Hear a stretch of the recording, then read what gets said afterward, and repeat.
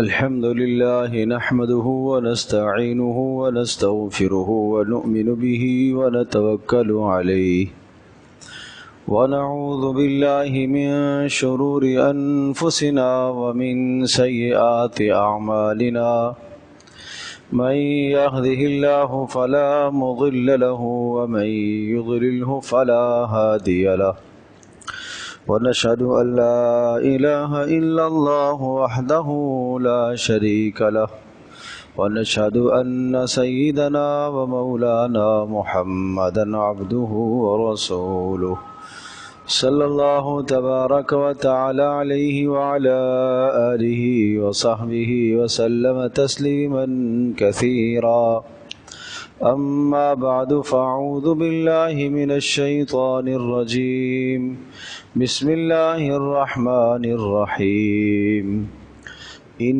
عدة الشهور عند الله 12 شهرا في كتاب الله يوم خلق السماوات 12 شهرا في كتاب الله يوم خلق السماوات والأرض منها 4 حرم ذلك الدين القيم فلا تظلموا فيهن أنفسكم وقاتلوا المشركين كافة كما يقاتلونكم كافة واعلموا أن الله مع المتقين وقال الله عز وجل وعد الله الذين آمنوا وعملوا الصالحات ليستخلفنهم في الأرض كما استخلف الذين من قبلهم وليمكنن لهم دينهم الذي ارتضى لهم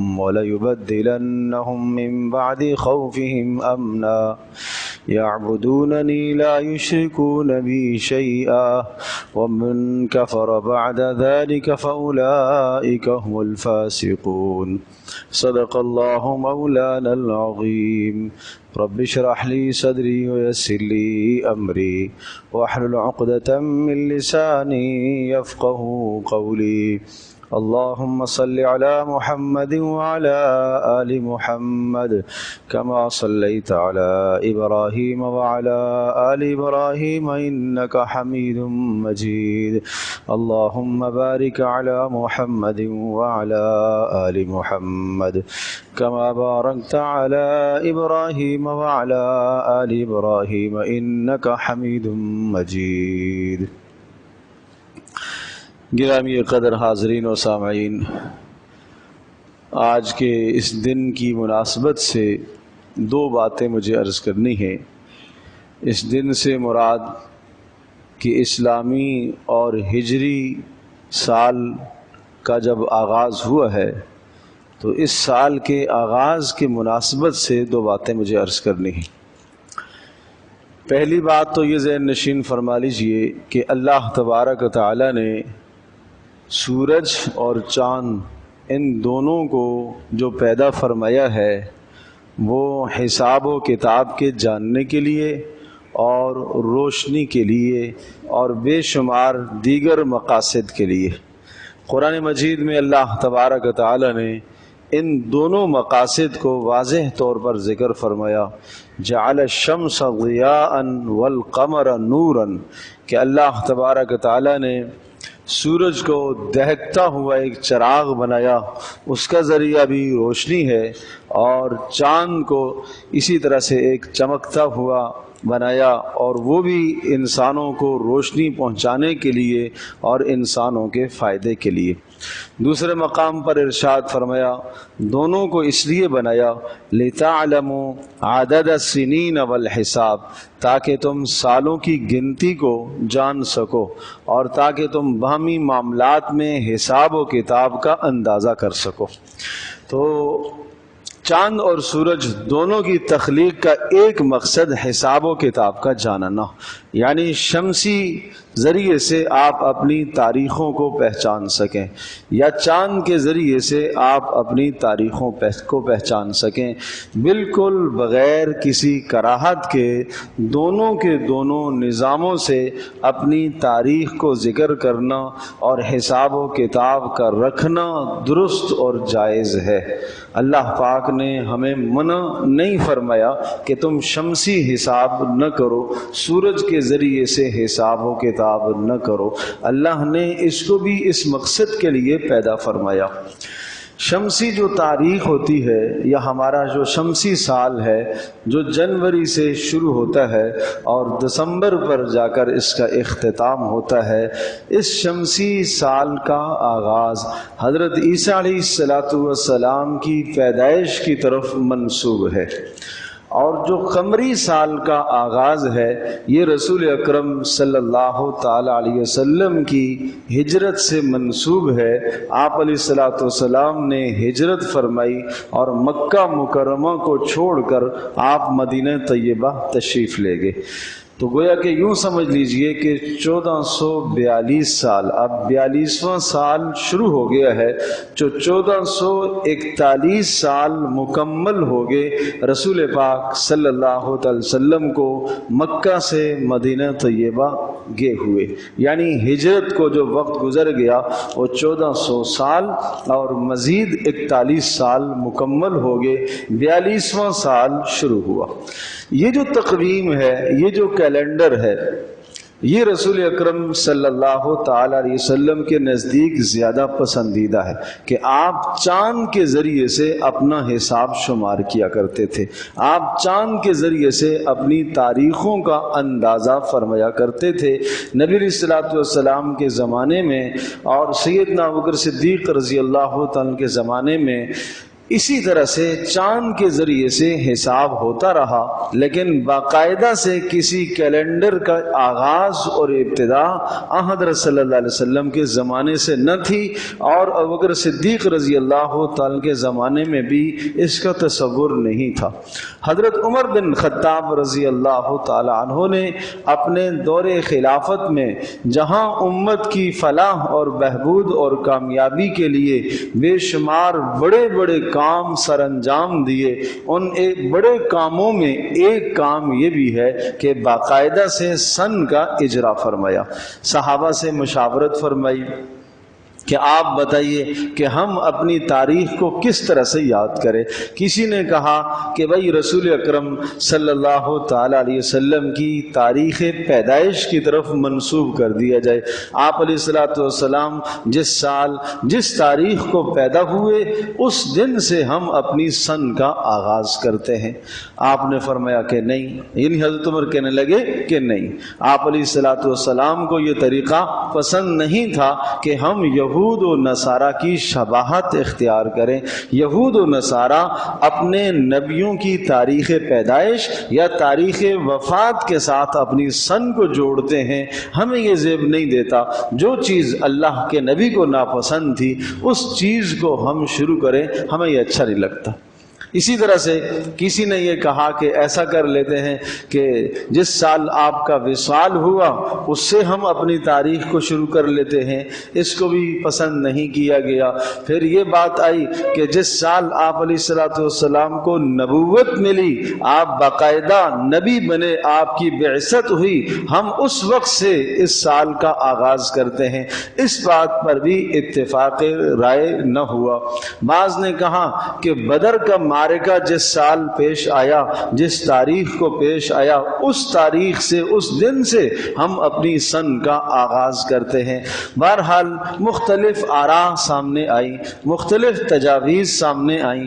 حضرت عمر بن خطاب رضی اللہ تعالی عنہ نے اس تجویز کو پسند فرمایا کہ آپ علیہ الصلوۃ والسلام جس سال جس تاریخ کو جس وقت آپ علیہ الصلوۃ والسلام مکہ مکرمہ سے مدینہ طیبہ تشریف لے گئے اور آپ علیہ الصلوۃ والسلام کی ہجرت کا جو وقت ہے اس سے اسلام کو بہت ترقی ملی۔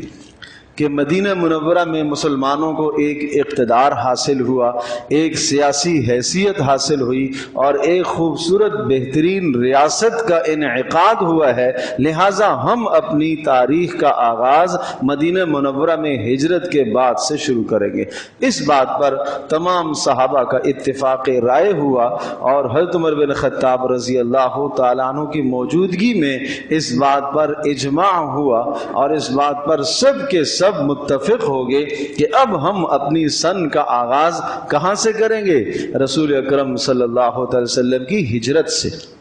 تو اس لیے اس کو اسلامی سال بھی کہا جاتا ہے، اس کو ہجری سال بھی کہا جاتا ہے۔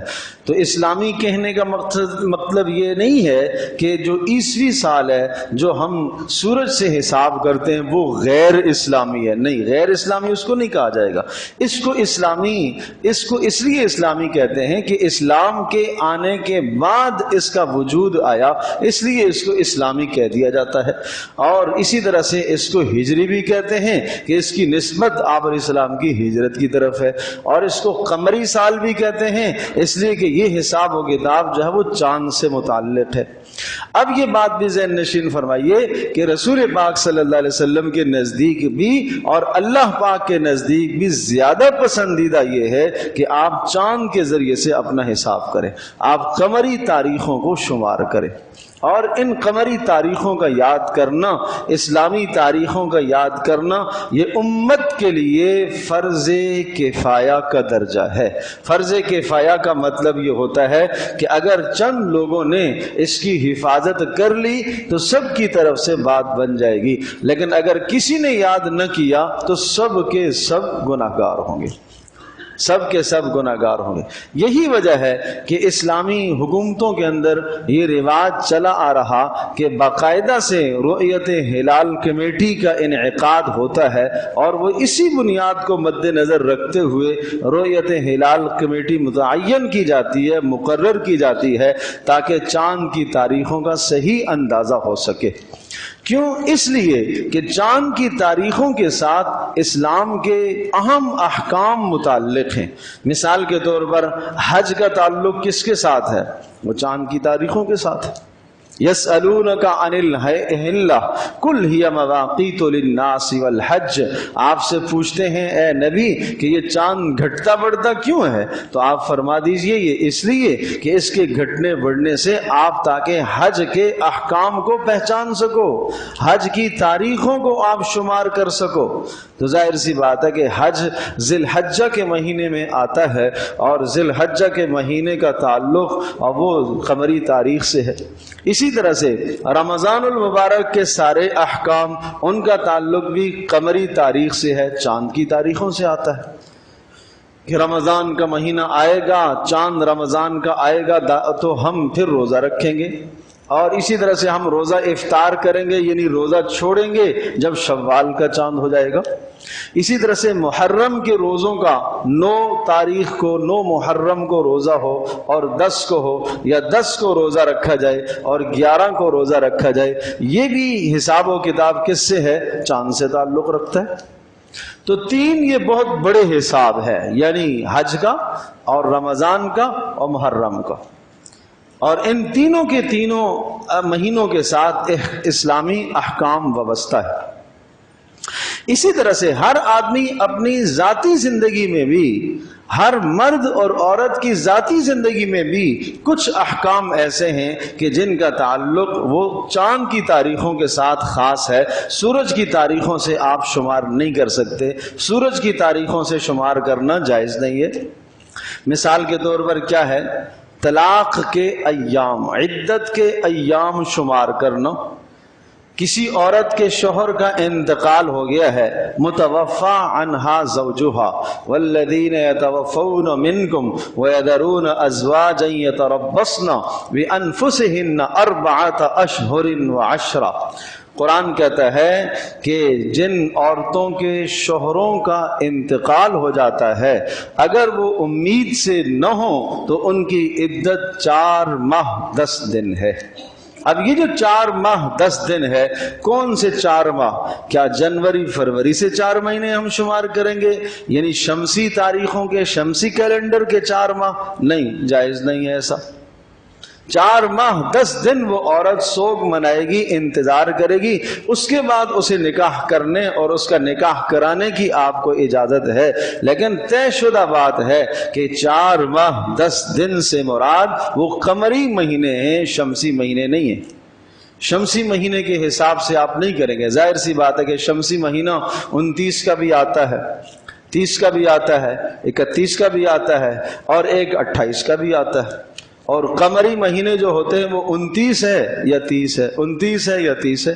تو سال میں اسی طرح سے فرق لگ جاتا ہے، دنوں کا فرق لگتا ہے، یہ دنوں کے فرق سے پھر سال میں پھر فرق، پھر صدیوں میں جا کے سالوں میں فرق لگ جاتا ہے۔ تو اس لیے اسلام نے ہمیں یہ حکم سمجھایا کہ ہم جو اپنے یہ طلاق کے احکام، عدت کے احکام جو شمار کریں گے، کس سے کریں گے؟ یہ اسلامی تقویم سے، ہجری تقویم سے، ہجری کیلنڈر سے، یعنی قمری کیلنڈر سے آپ شمار کریں گے۔ اب 4 ماہ 10 دن کیسے شمار کرے گا؟ 4 ماہ 10 دن اس طرح سے شمار کریں گے کہ اگر کسی عورت کے شوہر کا انتقال ہو جاتا ہے قمری تاریخ کی پہلی تاریخ کو، قمری سال مہینے کی پہلی، مثلا 1 محرم کو کسی شخص کا انتقال ہوتا ہے، اب 1 محرم کو انتقال ہوتا ہے، محرم کی پہلی تاریخ، تو محرم کا مہینہ، سفر کا مہینہ، ربیع الاول کا مہینہ، ربیع الثانی کا مہینہ، یہ 4 ماہ ہو گئے، مزید 10 دن، مزید 10 دن شمار کریں گے۔ اب یہ 4 ماہ چاہے 29 کے 4 مہینے آئے چاہے 30 کے آئے، اس سے بحث نہیں ہے، اس سے سروکار نہیں ہے۔ یہ کب ہے کہ جب پہلی تاریخ کو انتقال ہوا تو 4 ماہ شمار کریں گے، اور مزید 4 ماہ کے اوپر 10 دن شمار کریں گے۔ لیکن اگر کسی کا انتقال مہینے کے بیچ کی تاریخوں میں ہوتا ہے، پہلی کو نہیں ہوتا، 2 4 6 کے بعد ہوتا ہے، تو پھر اس صورت کے اندر 4 ماہ کا تعین مشکل ہے، پھر 130 دن شمار کریں گے، یہ 130 دن شمار کریں گے، 130 دن وہ عورت عدت گزارے گی۔ خیر، یہاں بہت سارے لوگ عدت کے مسائل میں بات پوچھتے ہیں، وہ بھی چند باتیں میں عرض کرتا ہوں کہ عورت عدت کیسے گزارے گی۔ عورت جو عدت گزارتی ہے، متوفی عنہا زوجہا، یعنی وہ عورت جس کے شوہر کا انتقال ہو جاتا ہے تو وہ عدت گزارے گی، اس طرح سے عدت گزارے گی کہ عدت کے زمانے میں وہ تزیین، زیبائش، آرائش نہیں کرے گی۔ ٹھیک ہے، صاف ستھرے کپڑے پہننے کی اجازت ہے، صفائی ستھرائی کی اجازت ہے، لیکن بناؤ سنگار جو عورت شوہر کے لیے کیا کرتی ہے، وہ بناؤ سنگار کرنا اس عورت کے لیے جائز نہیں ہے۔ یہاں تک کہ خوشبو کا استعمال، اسی طرح سے جناب کسی بھی زینت کی چیز کا استعمال اس کے لیے جائز نہیں ہے۔ ایک بات یہاں لوگ پوچھتے ہیں کہ بھائی جی فلاں صحابہ عدت میں گزر رہی ہے، عدت میں چل رہی ہے، تو کیا عدت کے زمانے میں فلاں فلاں سے پردہ ہے؟ تو بھائی دیکھو، پردے کا تعلق عدت کے ساتھ نہیں ہے۔ جن لوگوں سے پردہ ہے عورت کو، چاہے عدت میں ہو جب بھی پردہ، عدت میں نہیں ہے جب بھی پردہ۔ بہت ساری ایسی ہوتی ہیں کہ عدت کے زمانے میں تو خوب پردے کا اہتمام کرتی ہیں، فلاں سے بھی پردہ، فلاں سے بھی، اس لیے کہ عدت میں چل رہی ہے، اور جیسی عدت ختم ہو گئی تو سارے پردے ختم۔ پردے کا تعلق یاد رکھیں عدت کے ساتھ نہیں ہے، پردہ ایک الگ حکم ہے شریعت کا، عدت ایک الگ حکم ہے شریعت کا، تو اس لیے اس پردے کے مسئلے کو عدت کے ساتھ نہ جوڑا جائے۔ اسی طرح سے عدت کے زمانے میں عورت کو اس بات کی گنجائش نہیں ہے کہ وہ بغیر شدید مجبوری اور ضرورت کے اپنے گھر سے باہر نکلے، گھر کے اندر وقت گزارے گی، جہاں شوہر کا انتقال ہوا وہاں وقت گزارے گی۔ ہاں یہ صورت ہے اس کے نکلنے کی کہ اگر وہاں اس کا تحفظ، اس کی جان کا، اس کی عزت کا تحفظ نہیں ہو سکتا، اور کوئی وہاں اس کے رشتہ داروں میں سے، اقربا میں سے اس کی نگہداشت اور حفاظت کے لیے نہیں ہے، تو وہ عدت گزارنے کے لیے دوسرے گھر میں منتقل ہو سکتی ہے، جہاں اس کو تحفظ ملے عزت کا بھی، اور جہاں اس کو تحفظ ملے اس کی جان کا بھی، وہاں وہ عدت گزارنے کے لیے منتقل ہو سکتی ہے۔ باقی اسی طرح سے طبی معاملات میں اگر بیمار ہے ڈاکٹر کو دکھانے کے لیے لے جایا جا سکتا ہے.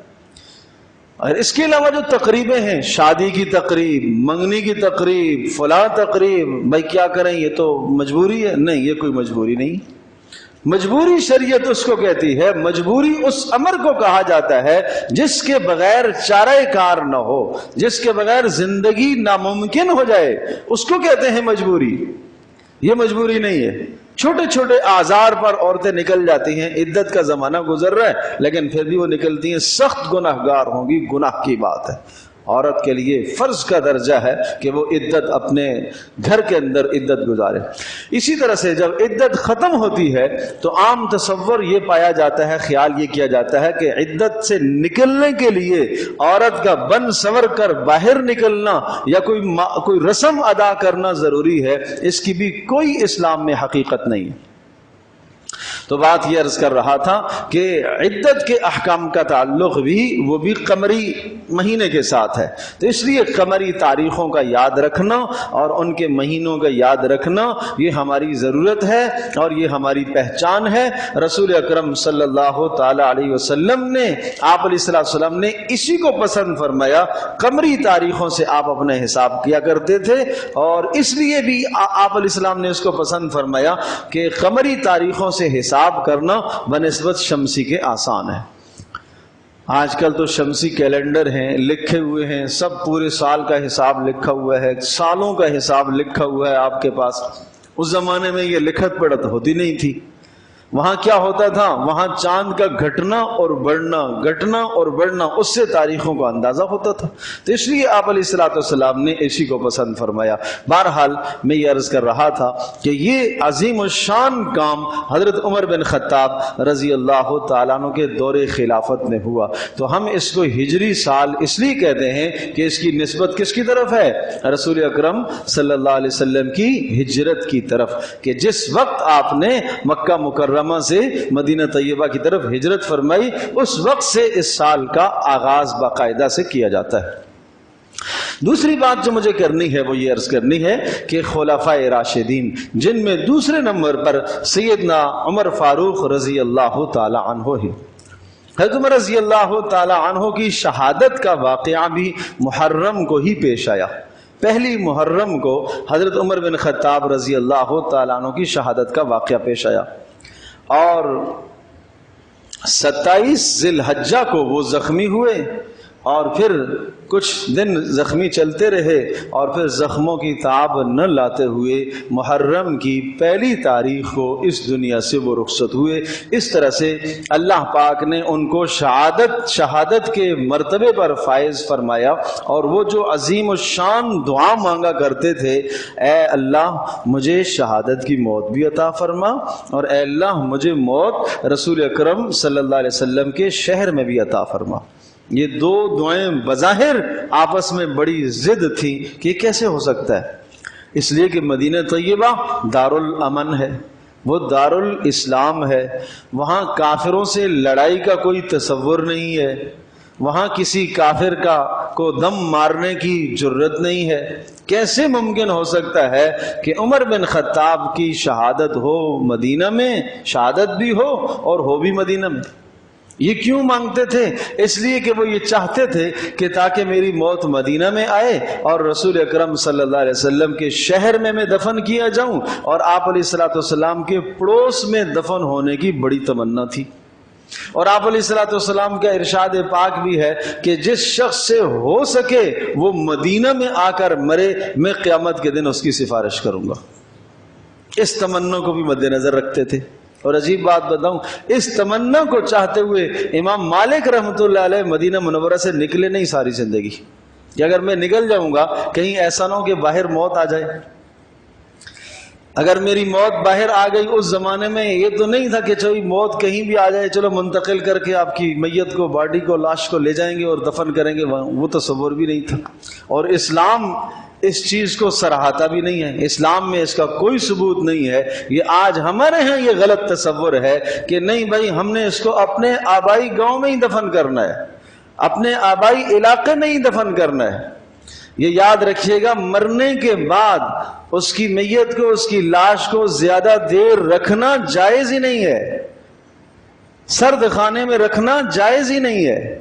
صرف اتنی دیر وہ لاش آپ باہر رکھ سکتے ہیں جتنی دیر اس کے کفن اور دفن کا، قبر کا انتظام ہو۔ اگر وہ 1 گھنٹے میں ہو جائے بس 1 گھنٹہ، وہ 10 گھنٹوں میں ہو 10 گھنٹے کی بات ہے، جتنی دیر میں یہ انتظام ہو سکتا ہے اتنی دیر اسے رکھا جائے، اس کے علاوہ نہیں۔ لیکن میں عرض کر رہا ہوں کہ آج کل یہ رواج پڑ گیا ہے کہ نہیں، اپنے آبائی علاقے میں یہ دفن ہو۔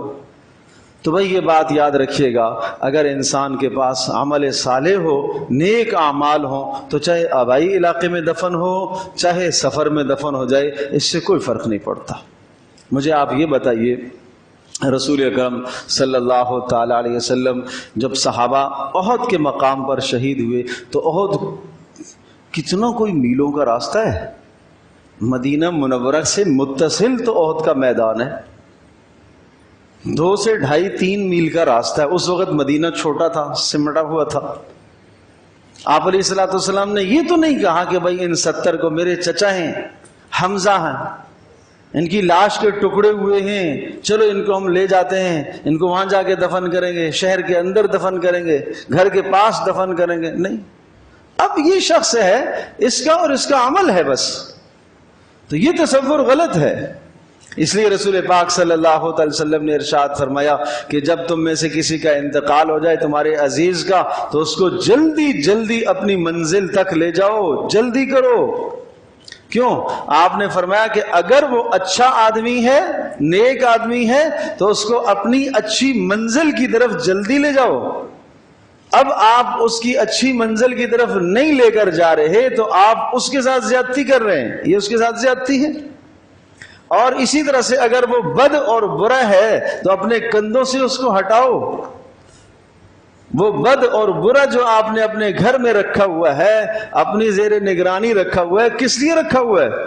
تو اس لیے دونوں صورتوں میں آپ نے ارشاد فرمایا جلدی کرو، جلدی کرو۔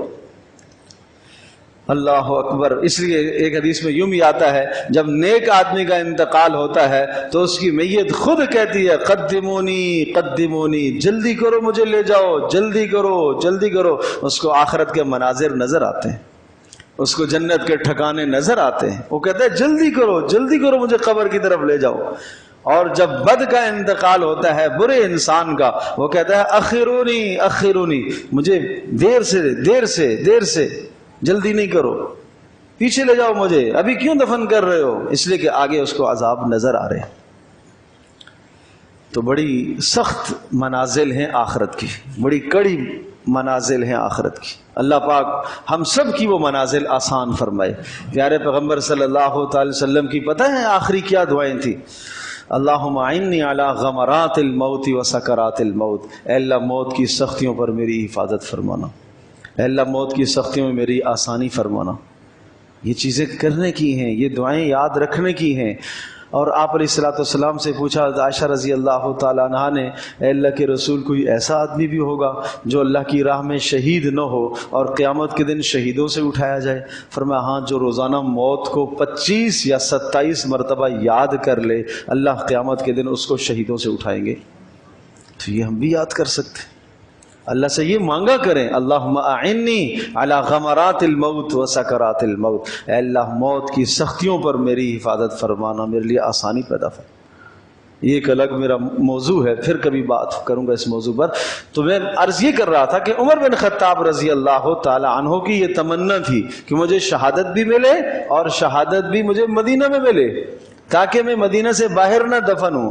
میں نے عرض کیا امام مالک رحمۃ اللہ علیہ حج کو نہیں جا رہے تھے کہ حج کیوں چلا گیا تو ایسا نہ ہو میں مکہ میں میرا انتقال ہو جائے اور میں مدینہ میں دفن ہونا چاہتا ہوں۔ تو ایک بار رسول اکرم صلی اللہ تعالی علیہ وسلم نے خواب میں آپ علیہ السلام کی زیارت ہوئی، تو دل میں یہ تمنا آئی کہ اللہ کے رسول میں آپ کے شہر میں دفن ہونا چاہتا ہوں، اور عمرے اور حج کا بھی جی چاہتا ہے، لیکن اس ڈر کے مارے نہیں نکلتا کہ کہیں ایسا نہ ہو کہ مدینہ سے باہر میری موت آئے اور میں وہاں ہی دفن کر دیا جاؤں۔ لہٰذا آپ مجھے یہ بتائیے کہ میری موت کب آئے گی؟ خواب میں یہ پوچھ لیا۔ تو رسول پاک صلی اللہ علیہ وسلم نے خواب میں اس طرح سے اشارہ فرمایا، یہ 5 انگلیاں آپ نے دکھائی، 5 کا عدد آپ نے دکھایا۔ اب صبح اٹھے تو حیران ہو گئے کہ اس سے مراد کیا ہے، 5 دن ہیں، 5 مہینے ہیں، 5 ہفتے ہیں، 5 سال ہیں، کیا ہے؟ تو علامہ ابن سیرین رحمۃ اللہ علیہ بڑے بہترین معبر تھے، خوابوں کی تعبیر بتایا کرتے تھے، انہی کے زمانے میں تھے۔ تو ان کے پاس پیغام بھیجا کہ میں نے یہ خواب دیکھا ہے اور آپ علیہ السلام سے میں نے پوچھا تو آپ علیہ السلام نے یوں اشارہ فرمایا، اب آپ مجھے یہ بتائیے کہ یہ 5 دن مراد ہیں یا 5 ماہ یا 5 ہفتے یا 5 سال؟ تو علامہ ابن سیرین رحمۃ اللہ علیہ نے امام مالک رحمۃ اللہ علیہ کو پیغام بھیجا، ارشاد فرمایا کہ نہیں، یہ 5 ماہ 5 دن 5 سال مراد نہیں ہے، یہ قرآن مجید کی اس آیت کی طرف اشارہ فرمایا جس کو رسول اکرم صلی اللہ علیہ وسلم نے یوں ارشاد فرمایا کہ 5 چیزیں ایسی ہیں جن کا علم اللہ کے سوا کوئی نہیں جانتا۔ یہ وہ 5 چیزیں وہ ہیں جن کا علم اللہ کے سوا کوئی نہیں جانتا، ان میں سے ایک یہ بھی ہے کہ آدمی کب مرے گا یہ اللہ ہی جانتا ہے، لہذا تم مجھ سے کیا پوچھ رہے ہو؟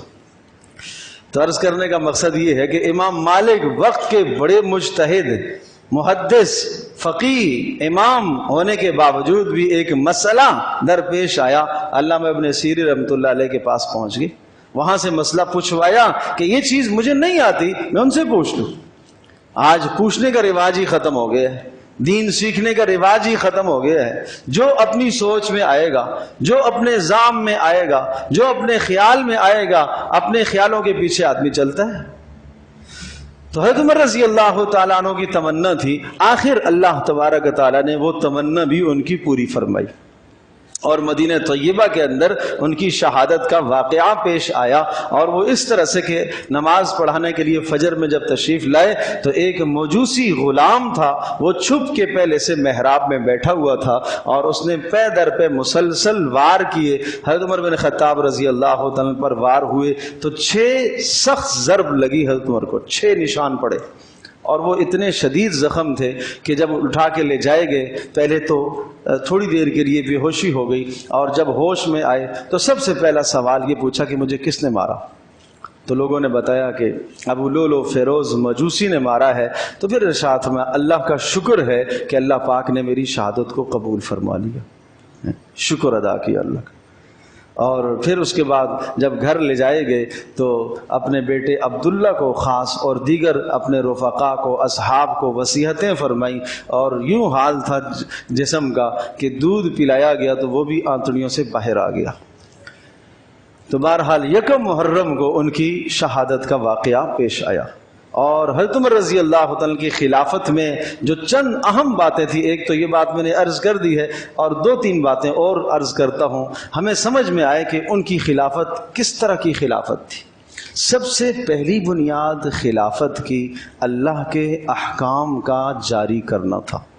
یہ سب سے پہلے خلفائے راشدین چاروں کی زندگیوں میں اور صحابہ کرام رضی اللہ عنہم اجمعین کی زندگیوں میں یہ سب سے اول ترجیح تھی، اللہ کے احکام کو ترجیح دینا، اس کے لیے اپنی جان کو پیش کر دینا، اس کے لیے اپنے مفاد کو قربان کر دینا، اس کے لیے اپنے خاندان کو قربان کر دینا، اس کے لیے ہجرت کا موقع آئے تو وہ بھی کر گزرنا، وطن اپنا چھوڑ دینا، کہ سب سے پہلی بنیاد کیا تھی؟ اللہ کے احکام کا نفاذ، اجراء احکام۔ اس لیے فرمایا سورۃ النور میں وعد اللہ الذین آمنوا وعملوا الصالحات لیستخلفنہم فی الارض کما استخلف الذین من قبلہم، اللہ نے ان سے وعدہ کیا ہے، محمد صلی اللہ علیہ وسلم اور ان کے رفقا سے یہ وعدہ کیا، اللہ تمہیں زمین میں استخلاف، خلافت عطا فرمائے گا، اور اس خلافت کی ذمہ داریاں اللہ نے خود وہاں متعین کر دی کہ خلافت کی ذمہ داریوں میں یہ ہے اللہ کے سوا کسی کی بندگی اس خلافت میں نہیں ہونی چاہیے۔ نمبر 2، خلافت کی ذمہ داریوں میں نماز کا قیام ہے۔ نمبر 3، خلافت کی ذمہ داریوں میں زکوٰۃ کا نظام ہے، مسلمانوں کا معاشی نظام بہتر کرنا، وہ زکوٰۃ، وہ عشر، وہ خراج، ٹیکس، ان تمام معاملات سے مسلمانوں کا معاشی نظام بہتر ہوگا۔ زکوٰۃ جو مسلمان سالانہ اپنی آمدنی کا، وہ بھی صاحب مال آمدنی کا 2.5% حصہ نکالتا ہے، یہ کہلاتا تھا یہ زکوٰۃ۔ عشر کہ مسلمان اپنی زمین کی جو نکلنے والی پیداوار ہے اس میں سے 5%، 10%، 15%، 20% تک ہوتا تھا، 5 سے لے کر 20 تک یہ مسلمان ادا کرتے تھے، اس کو عشر کہا جاتا تھا۔ اور خراج جو کافر ہمارے مسلمانوں کی زمینوں کے اندر آباد تھے، اسلامی مملکت میں جو کافر آباد تھے اور کافروں کے پاس جو زمینیں تھیں، ان زمینوں سے جو پیداوار نکلا کرتی تھی اس پیداوار کا ایک مخصوص حصہ بیت المال میں جمع کرانا ہوتا تھا، اس لیے کہ اسلامی ریاست کافروں کی جانوں کی، مالوں کی، عزتوں کی، ہر چیز کا تحفظ کرتی تھی، تو لہٰذا اس کے بدلے میں ان کی ذمہ داری ہوتی تھی کہ وہ سالانہ اپنی آمدنی کا اتنا ٹیکس دے گی۔ اس کے علاوہ جو ملک کے اندر رہنے والے ذمی ہوتے تھے، غیر مسلم قومیں آباد ہوتی تھی، اگر وہ مالدار ہے، زیادہ پیسہ ہے تو اس کا ایک زیادہ حصہ، اور وہ زیادہ سے زیادہ حصہ کتنا ہوتا تھا؟ سالانہ 35 درہم دینے ہوتے تھے اس کو، اور متوسط ہوتا تھا تو متوسط کو 24 درہم دینے ہوتے تھے، اور غریب ہوتا تھا کم تو اس کو 12 درہم سالانہ ٹیکس دینا ہوتا تھا۔ اور اگر کوئی غیر مسلم فقیر ہو، ایسا کہ اس کے پاس کچھ بھی نہ ہو، تو اسلامی ریاست اس کا تعاون کرتی تھی، اسے کھلاتی تھی، اس کے خرچے برداشت کرتی تھی، اس کو ٹیکس معاف کر دیا جاتا تھا۔ اور بڑھاپے کی جب اس سطح پر پہنچ جاتے تھے کہ اب کمائی سے وہ عاجز آ گئے ہیں، تو پھر اسلامی ریاست ان کے تمام اخراجات کی کفالت خود کیا کرتی تھی۔ تو یہ معاشی نظام تھا حضرت رضی اللہ عنہ کے زمانے میں۔ تو میں عرض کر رہا ہوں کہ قرآن کہتا ہے، اور تیسری ذمہ داری خلافت کی امن کا قیام، اللہ کے احکام کا اجرا، خاص طور پر پھر تاکید کی ہے نماز کی، پھر زکوٰۃ کی، اور پھر اس کے بعد امن کا قیام، کہ یہ خلافت کی ذمہ داریوں میں شامل ہے۔ یعبدوننی لا یشرکون بی شیئا ومن کفر بعد ذلک فاولئک هم الفاسقون، جس نے ان ذمہ داریوں کو انجام نہیں دیا وہ فاسق شمار کیا جائے گا۔ اور جب اسلامی ریاست کے اندر یہ ذمہ داریاں انجام نہیں دی جائیں گی تو نتیجہ یہ نکلے گا، اللہ کہہ رہا ہے کہ ہم اس امن کو پھر سے خوف میں بدل دیں گے، پھر حالات بدل جائیں گے۔ حضرت عمر رضی اللہ تعالی نے پہلا جو نظام تھا خلافت راشدہ کا کہ اللہ کے احکامات کا اجرا، اور دوسرا شورائی نظام تھا۔ شورائی نظام، مشاورت سے معاملات طے ہوتے تھے۔ قرآن ایک دلیل ہے، سنت ایک دلیل ہے۔ اگر قرآن و حدیث میں کوئی مسئلہ نہ ملتا، باہمی صحابہ کی مشاورت ہوتی تھی، اور اس مشاورت میں سب سے زیادہ ترجیح جو دی جاتی تھی وہ اہل بدر کی رائے کو ترجیح دی جاتی تھی۔ اہل بدر کی رائے جس طرف ہوتی تھی اسی پر سارے اتفاق کر لیا کرتے تھے۔ چھوٹے سے چھوٹا معاملہ بھی اور بڑے سے بڑا معاملہ بھی مشاورت سے طے ہوتا تھا۔ اور اسی لیے آپ علیہ السلام نے بھی بتایا، اس امت کی خیر ہے اس وقت تک جب اس امت میں مشاورت رہے، اور جب اس امت میں مشاورت ختم ہو جائے، ایسا ایک اقتدار آ جائے کہ جو صاحب اقتدار کی منشا ہو اسی کو نافذ کیا جائے، چاہے وہ صحیح ہو چاہے وہ غلط ہو، پھر امت خیر پر نہیں رہے گی، پھر اس امت سے خیریں ختم ہو جائیں گی۔ اور تیسرا ایک نظام یہ تھا، ایک اصول یہ تھا خلافت راشدہ کا، کہ نئے امراء کا جو انتخاب ہوتا تھا وہ اہلیت اور صلاحیت کی بنیاد پر ہوتا تھا، وہ خاندان اور اقربا پروری کی بنیاد پر یا مال کی بنیاد پر یا زبان کی بنیاد پر نہیں ہوتا تھا، وہ صلاحیت کی بنیاد پر ہوا کرتا تھا۔ آپ حیران ہوں گے، حضرت ابو ہریرہ رضی اللہ تعالیٰ عنہ کے نیک تقوی دار ہونے میں کیا شک اور شبہ ہو سکتا ہے۔ ایک مرتبہ رسول اکرم صلی اللہ علیہ وسلم سے کہنے لگے کہ مجھے فلاں جگہ کا والی بنا دیا جائے، تو آپ نے فرمایا آپ میں اس کی اہلیت نہیں ہے، آپ میں اس نظام کو سنبھالنے کی اہلیت نہیں ہے۔ تو اہلیت دیکھی جاتی تھی کہ ایک آدمی نیک بھی ہو، تقوی دار بھی ہو، اور اس نیکی اور تقوی داری کے ساتھ ساتھ وہ اس کام اور منصب کا اہل بھی ہے کہ نہیں ہے۔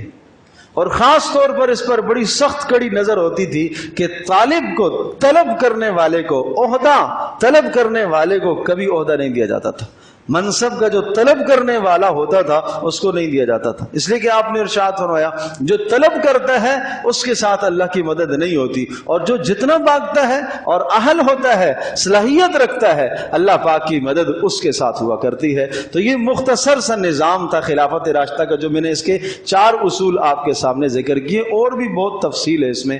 اللہ تبارک و تعالی ہم سب کے لیے سمجھنا عمل کرنا آسان فرمائے۔